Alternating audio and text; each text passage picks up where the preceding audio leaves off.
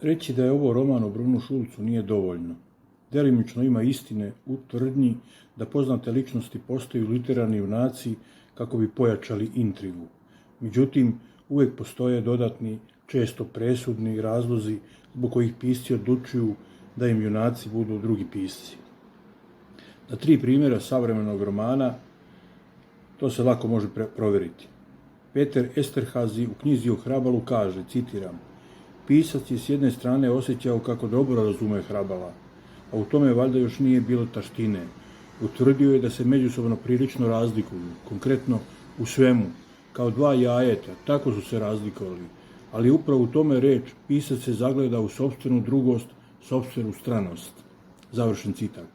Aleksandar Kenis u romanu Dovlatov i okolina navodi, citiram, knjige o drugima se pišu kad nemaš šta da kažeš o sebi. U ovom slučaju to nije tako. Pišem jer upravo stoga što nameravam da pričam o sebi, ali da bih dosegao dalje, treba mi povisoko drvo. Završen citat.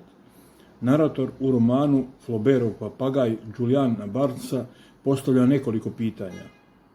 Citiram, zašto nas književno delo nagoni da tragamo za piscem? Zašto ne možemo da ga ostavimo na miru? Zašto nam same knjige nisu dovoljne? Umjesto odgovora stoji napisana knjiga. Neko će se s pravom zapitati zašto baš Šulc? Zato što je bio jedan od najusamljenijih ljudi za koje znam. Zato što je iz usamljenosti tako očajnički zavapio. Čitava njegova spisateljska i likovna avantura jeste potraga za drugim. Zavođenje najređe vrste, a zavođenje je, zar ne, naročita vrsta mazohizma. Zato jer sam prilikom prvog susreta koji je često i presudan sa njegovom likom i delom imao deja vu iskustvo. Učinilo mi se odnekud poznatim. Ćelivar Med Oskoruša je potraga za Šulcem u meni, pokušaj privatnog istraživanja koliko u Šulcovoj mitologiji ima delova koji bi se mogli nazvati i mojim. Vlastitoj lektiri omogućio sam da fermentira i tako osmišljavao postojeće šavove, popunjavao praznine i izbjegavao crne rupe. Moj Šulc često proviruje ispod Kafkinog šinjela. Tako se u jednom trenutku one Kafkine posljednje napisane 2 tačke u pismu roditeljima poistovećuju sa 2 rupama na Šulcovom potiljku kroz koje su prošli smrtonosni metci.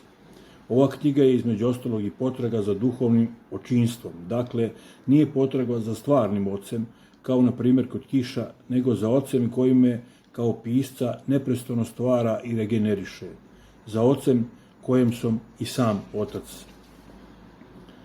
Ako sam u nečemu, čini mi se, uspeo, onda je to naslućivanje tragova Šulcovog pokretačkog impulsa i prepoznavanje samo njemu svojstvenog energetskog potencijala, jezičkog i pripovedačkog koji dovodi do same granice zasićenosti.